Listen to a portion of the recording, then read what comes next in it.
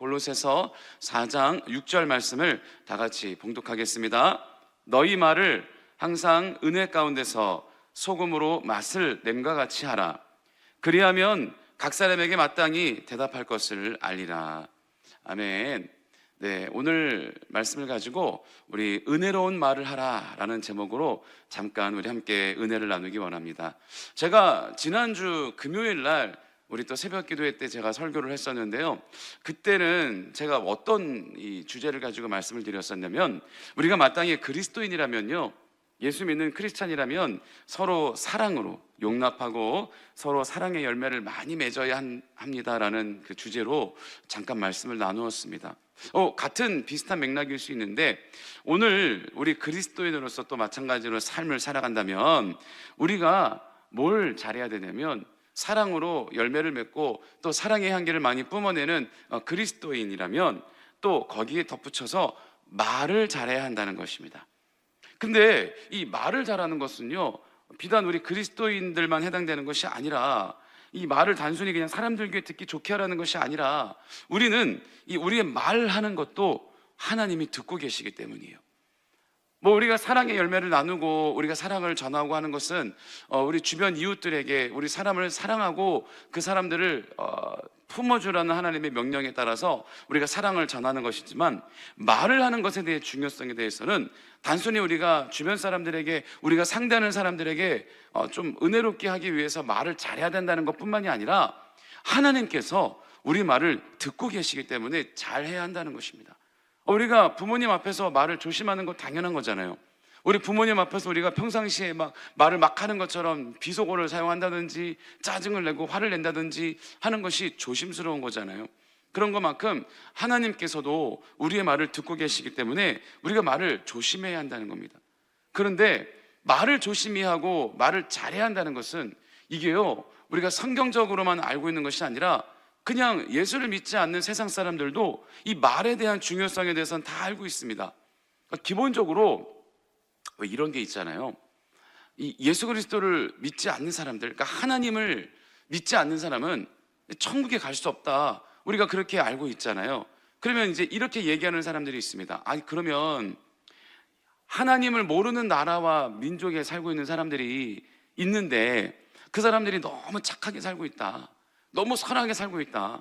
그런데 복음이 전해지지 않아서, 예수님을 모르고 또는 하나님을 몰라서 너무 착하고 너무 선량한 사람인데 하나님을 몰라서 살다가 죽는다면, 그런 사람들은 그러면 하나님 모르고 살았다고, 예수님 모르고 살았다고, 억울하게 너무 착하게 살았는데 지옥 간다 그러면 이게 너무 불공평한 거 아니냐.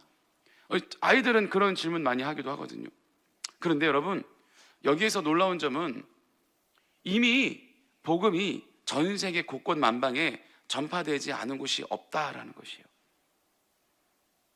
작은 민족이라도요, 아무리 옛날 시대라도요, 우리나라의 그 예수 그리스도 그 이전부터, 구약 시대 때부터 이 복음은 전해지고 아프리카 어디라도 전해지지 않은 곳이 없습니다. 성경에 나오면 아프리카 지역 얘기도 막 나옵니다.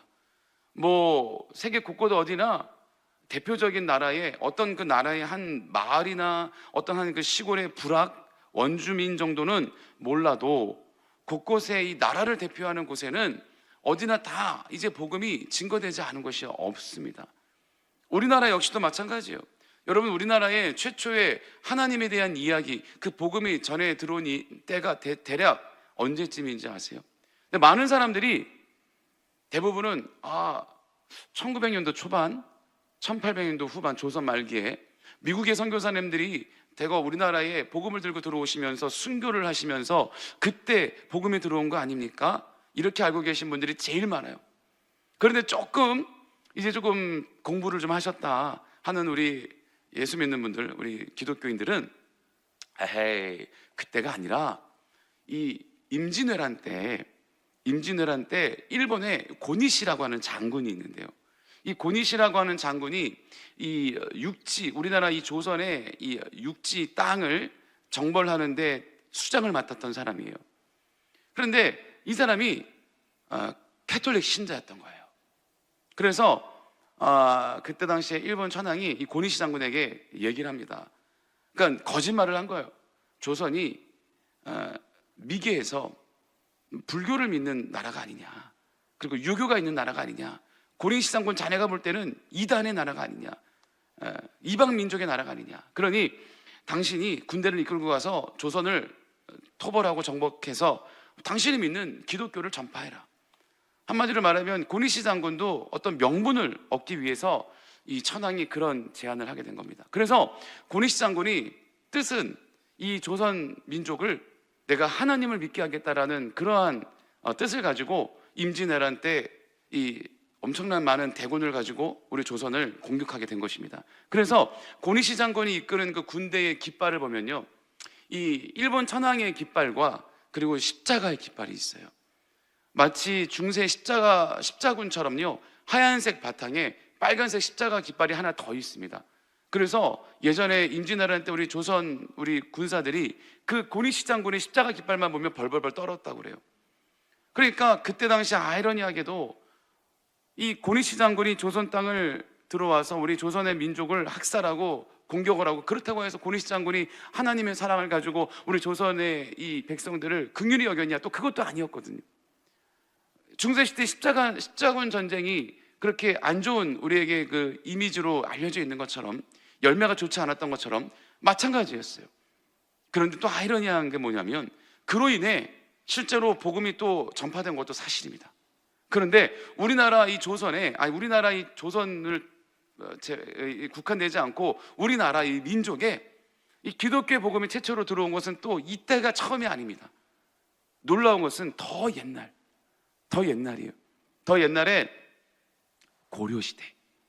고려시대에 이 고려의 이 왕자가 중국의 볼모로 잡혀가게 됩니다. 근데 중국에서 이 감옥에 들어가게 됐는데, 거기에 같이 이 왕자가 있었던 그 감옥 안에 바로 외국에서, 유럽에서 온 선교사가 그 방에 같이 있었던 겁니다. 그래서 몇 년간 함께 있으면서 이 외국 유럽의 선교사에게 이 고려의 왕자가 집중적으로 거기에서 이 제자 훈련을 받게 돼요. 말이 서로 처음엔 안 통했겠지만 같이 지내다 보니 어떻게 이제 말이 배워졌겠죠. 그래서 이 왕자가 완전히 거의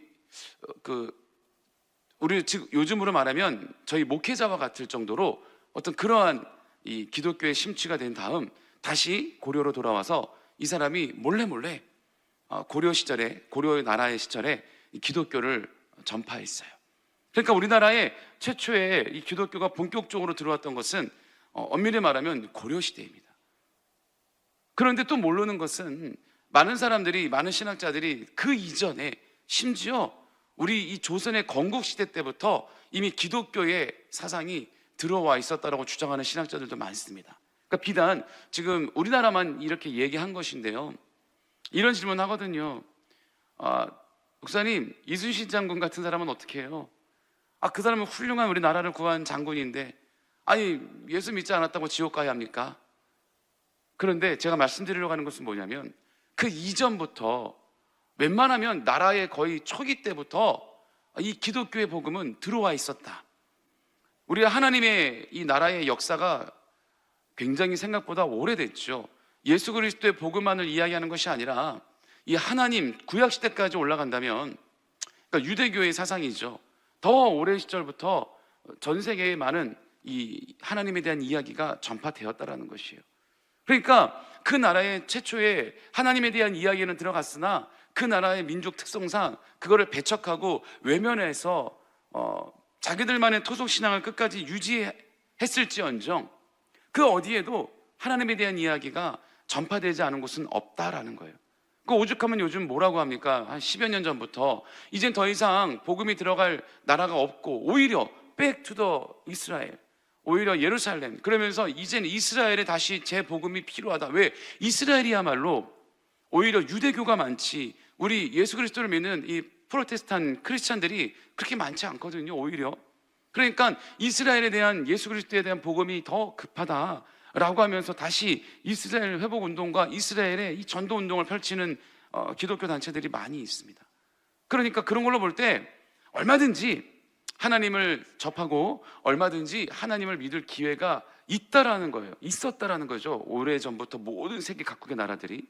그러니까 이제는 예수님을 모르고 하나님을 몰라서 정말 착하게 살았는데 하나님을 모르고 살다가 죽은 사람들이 그렇게 없다. 근데 성경에 보면 그런 사람들이 만약에 있다면 하나님의 특별한 은혜가 있다고 성경은 나오죠. 그러니까 오늘도 우리 이 나라만을 볼 때 우리 민족도 어떤 그러한 사상을, 어떤 그런 말씀의 사상을, 또 말씀을 접해서 그런지 몰라도 우리나라 속담을 보면 성경적인 이야기들이 굉장히 많습니다.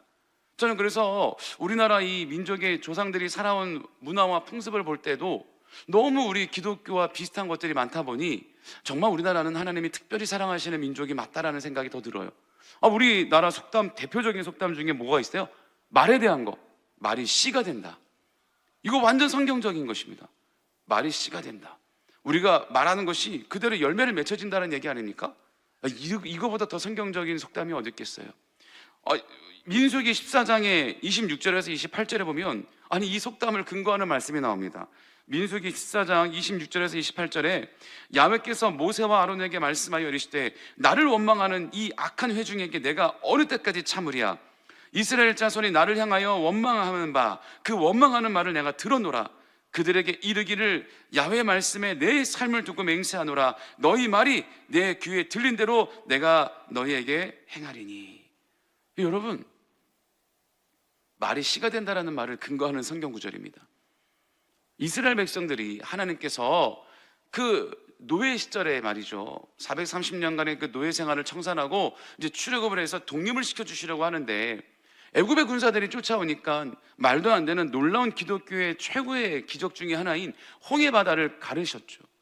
그러면서 이스라엘 백성들을 구원하셨고 구출하게 하셨고, 이스라엘 백성들이 광야 생활 가운데 배가 고프다고 하니까 만나를 내려주셨고, 맨날 이 아무 맛도 없는 이 밀가루만 먹다 보니 이제 고기가 먹고 싶다, 단백질이 땡긴다 그러다 보니 하나님께서 온 세상에서 메추리 세대를 몰아주셨고, 이제는 맨날 이 밀가루 전병과 이 메추리 고기만 먹다 보니까 이 이스라엘은 물이 부족하지 않습니까? 더군다나 광야에 물이 너무 먹고 싶다, 목마르다 그러니까 또 반석에서 물을 내주시고, 여러 가지 하나님께서 이스라엘 백성들을 이거 하고 싶다 그러면 이거 해주시고, 저거 하고 싶다 그러면 저거 해주시면서 이끌어 가시는데, 그럼에도 불평 불만이 끝이 없는 거예요.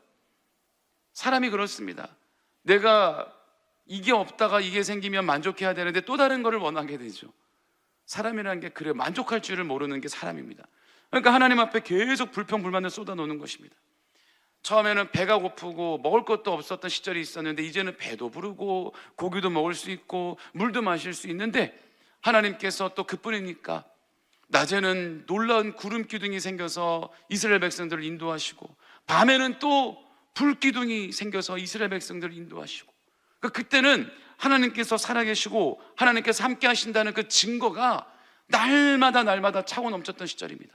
여러분, 요즘은 우리가 주님, 좀 예수님, 또 하나님 느껴보려고 해도 하나님의 우리가 음성을 들을 수가 있으니까 웬만해서 하나님을 보는 자는 죽습니다.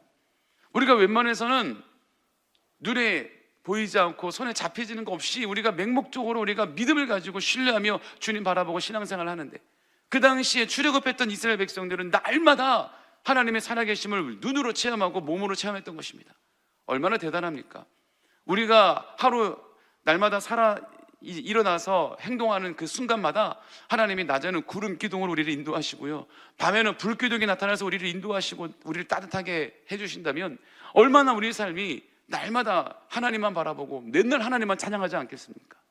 그런데 이스라엘 백성들은 어때요? 그럼에도 불구하고 불평 불만이 끝이 없던 것입니다. 급기야는 하나님께서 진노하신 거죠. 내가 이렇게 너희를 도와주었는데, 내가 이렇게 너희를 이끌어주고 내가 너희를 살게 해주는데 내가 너희를 왜 이집트에서 이끌어냈냐? 내가 너희를 무슨 똥개 훈련시키듯이 내가 갖고 놀려고 훈련시켰냐?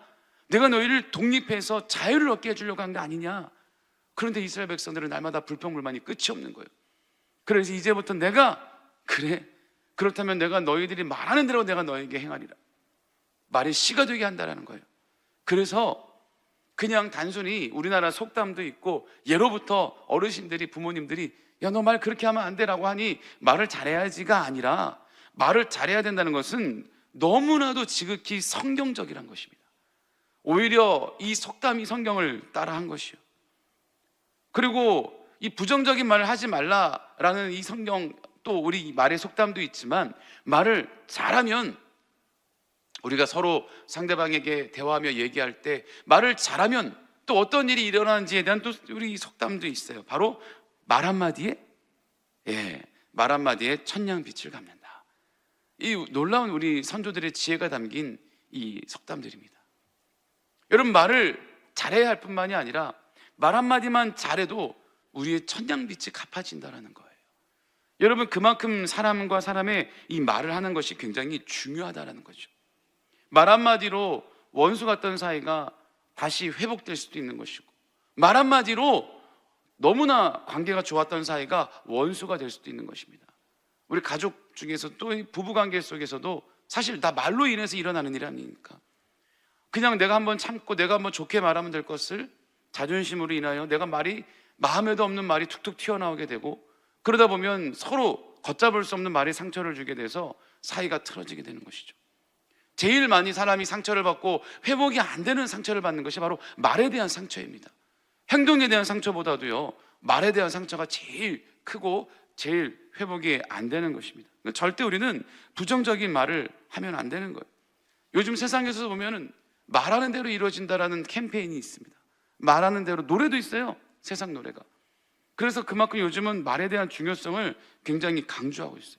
제가 예전에 이제 하나님께서 저의 발목을 잡아서 이제는 때가 되었다, 더 이상은 너 못 도망간다, 그래서 마치 욥처럼, 제가 몇 번 얘기해서 아마 대부분 많이들 아시는 분들도 계시는데요, 제가 막 사업을 하다가 하나님이 다 욥처럼 마치 다 저를 완전히 벼랑 끝까지 모르신 다음 발목을 딱 당기실 때 두 손 두 발 들고, 네, 제가 31살에 예수님께서 공생의 사역을 시작하시는 31살에 저도 똑같이, 네, 이제 저도 하나님께 순종하겠습니다, 이제 신학교를 가기로 결정을 하고 준비를 한 다음에 내일이면 이제 등록을 해야 되는 날이에요. 뭐 등록을 함과 동시에 오리엔테이션이 준비되어 있던 날이에요. 막 준비를 하고 있는데 이제 저희 친척, 이제 작은 아버지께서 전화가 오셨어요. 야, 너가 지금 나이가 30이 넘어서, 너희 지금 아버지도 이제는 연로하셔서 네가 이제 계속적으로 사업을 해서 뭐 장사를 하든 이 집안을 이끌어 가야 되는데 네가 지금 신학교를 간다니 말이 되냐? 뭐 지금 신학교가 1년 2년 배우고 끝나는 것도 아니고, 너가 지금 신학교가 가서 뭐 어떻게 먹고 살려고 그러냐? 막 핍박을 하셨어요. 그래서 저는 어쩔 수 없습니다. 저도 이렇게 노력해봤지만 저는 하나님을 믿고 있고 하나님은 살아계시고 하나님께서 이렇게 길을 이끌어 가시기로 작정을 하셨기 때문에 저는 어쩔 수 없습니다. 그때는 이제 작은아버지는 하나님을 그렇게 믿지 않으셨거든요. 그러니까 굉장히 그게 불만이셨죠. 못마땅하신 거죠. 이해가 안 되는 상황인 거죠. 그런데 그렇게 이제 전화를 끊고 저는 마음이 어려웠어요. 그런데 몇 시간 있다가 작은 어머니가 전화가 오신 거예요. 저희 어머니랑 저랑 같이 얘기를 듣고 있는데, 아니 저랑 전화 통화를 한 다음에 얼마 지나지 않아 입이 돌아갔다는 거예요. 지금 이러지도 못하고 저러지도 못하고 지금 큰일 났는데 어떡하냐고 기도해달라고 저한테 전화가 오신 거였어요. 작은 어머니는 믿음이 있으셨어요. 그래서 그 말을 듣고 깜짝 놀라서 어머니랑 저랑 또 막 기도했죠. 하나님 용서해 주세요, 용서해 주세요, 막 기도했죠. 그러고 났더니 얼마 있다가 입이 정상으로 돌아왔다는 거예요. 그러니까 여러분, 이런 일들이 너무나 저는 많이 직감적으로 체험을 했습니다. 심지어는 어떤 일이 있었냐면요, 제가 신학교 때, 저는 신학교 1학년 때부터 전 너무 뒤늦게 하나님께서 부르시다 보니까 급하셨는지 신학교 1학년 때부터 저는 교육전도사로서 사역을 했어요. 그래서 저는 신학교 내내 사역과 학업을 병행했는데, 제가 초창기에, 신학교 초창기에 어떤 작은 개척교회, 우리 순복음교회에서 개척된 개척교회에서 사역을 했는데요, 거기가 이제 그 산자락 바로 밑에 있는 좀 작은 시골 마을 같은 이 개척교회예요. 그러니까 그 동네가 시골 사람들 같이 그런 사람들이 모여 계신, 할아버지 할머니들이 모여 살고 있는 곳인데 무속 신앙이 굉장히 강했던 마을이에요. 그런데 교회를 이제 건축을 해야 되는 거죠. 조그맣게 교회를 건축해서 이제 교회가 시작이 되는데, 마찬가지로 내일이면 첫 삽이 띄어지는 공사가 시작되는 날이에요. 근데 바로 교회 옆에 살고 있는, 바로 담 하나 사이로 살고 있는 이 할아버지 할머니가 계셨는데, 그 할아버지 할머니가 굉장한 무속 신앙을 신봉하는 분들이었던 거예요. 그런데 이 하루 전날, 공사 시작하기 하루 전날 이 목사님에게 찾아왔대요. 담임 목사님에게. 그래서 절대 여기 교회 지어줄 수 없다. 절대 교회 줄 수 없다. 나 내일 이 교회 부지에 내가 들어놓을 테니까 이 교회를 지으려면 나를 죽여야 될 거다. 난 절대 이건 동의할 수 없다. 어디 우리 마을에 이 교회가 들어오냐? 그러면서 막 노발대발하시면서 돌아가셨대요. 근데 목사님은 이제 기도하면서 내일이면 공사가 진행되는데 뭐 그것 때문에 공사를 중단할 수 없으니까 이제 그 할아버지를 주님께서 좀 그 마음을 만져달라고 하면서 내일부터 정상적으로 공사가 진행될 수 있도록 기도를 밤새 하셨대요. 그런데요, 그 다음날 아침부터 난리 법석이 일어난 겁니다.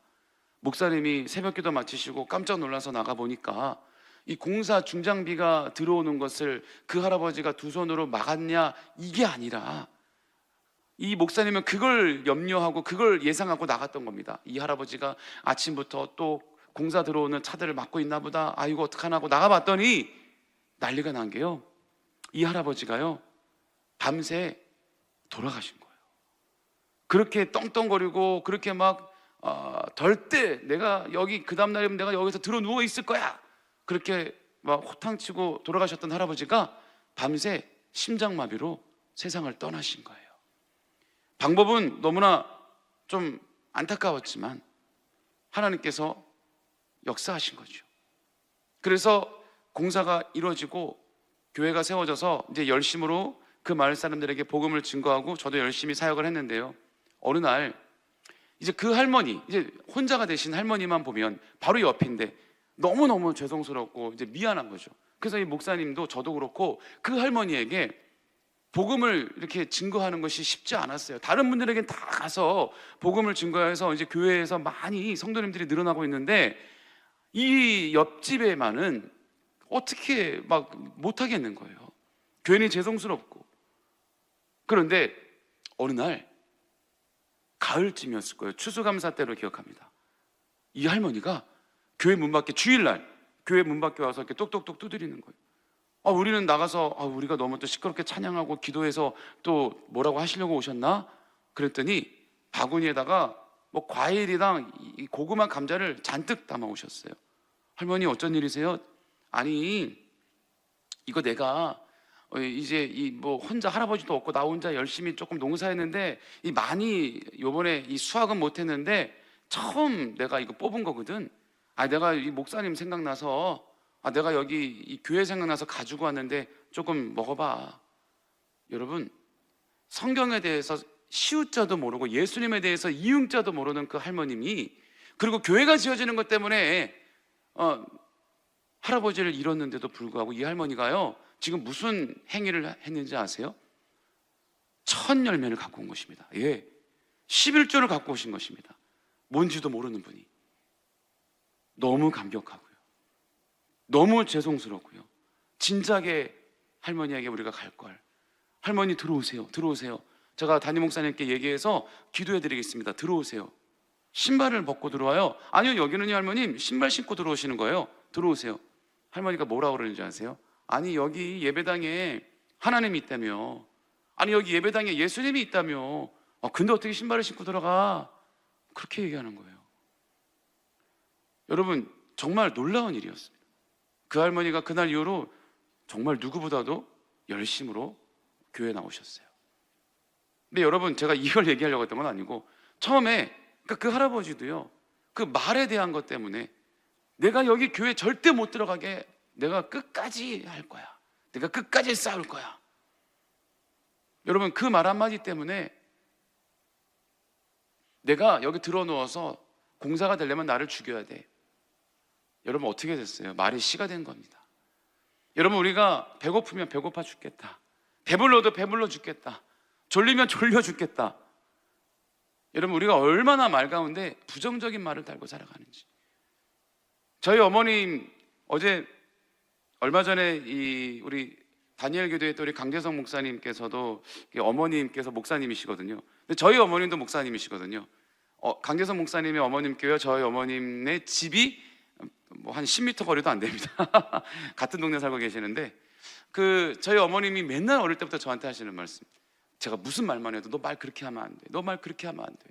저는 처음에 엄마 좀 미신적인 얘기 좀 하지 마. 내가 말을 어떻게 하면 뭐 어떻게 된다고. 근데 이게 미신적인 얘기가 아니었어요. 우리가 말에 대한 중요성은 성경적인 이야기였습니다. 그러니까 우리가 정말 그리스도인이라면 제일 먼저 우리에게 나타나야 될 것은 사랑의 열매이고요, 두 번째는 말에 대한 열매입니다. 우리가 항상 사랑의 말, 창조적인 말, 긍정적인 말을 해야 해요. 얼마 전에, 이거 오래된 얘기가 아닙니다, SBS 뉴스에서 방송된 얘기예요.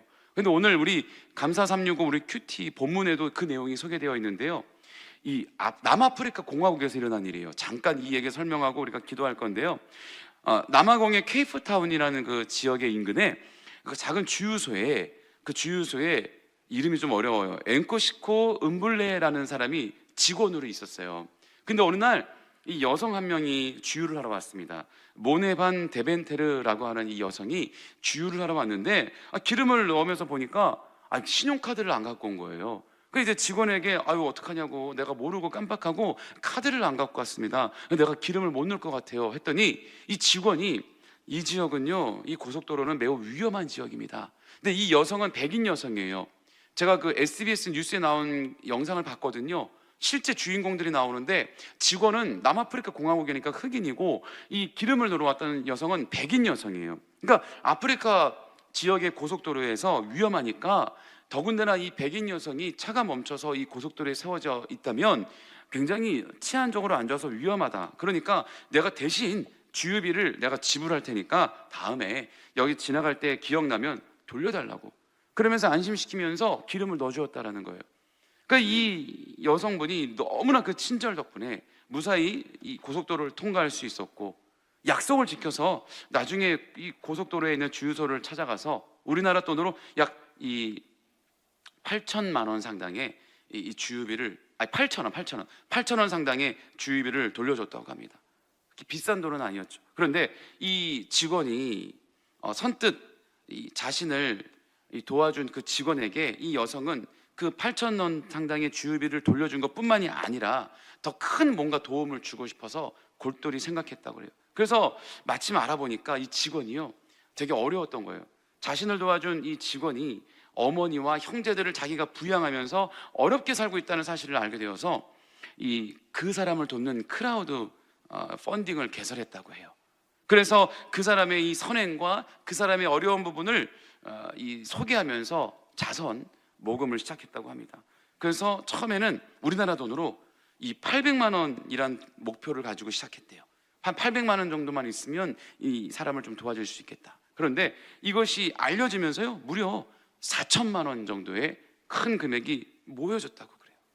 이 나라에서요, 그리고 이 사람에게 이 4천만 원이라는 돈은 8년 동안 받는 이 연봉에 해당한다고 합니다. 그러니 얼마나 한 사람의 이 선행이, 그 한 사람의 이 친절의 그 말이 얼마나 그 풍성한 열매를, 좋은 일을 가져다 준 것입니까? 여러분, 오늘 본문은 우리 그리스도인들이 맛을 내는 소금과 같이 은혜로운 말을 해야 한다고 또 전하고 있습니다. 불신자들에게 복음을 전할 때도 우리는 친절하고 지혜로운 말을 해야 하는 거예요. 맹목적으로 그냥 다가가서 부담이 되게 얘기하면 안 되고 지혜롭게 다가가야 하는 것이죠. 친구나 이웃에게도 우리가 덕이 있는 은혜로운 말을 해야 되는 거죠.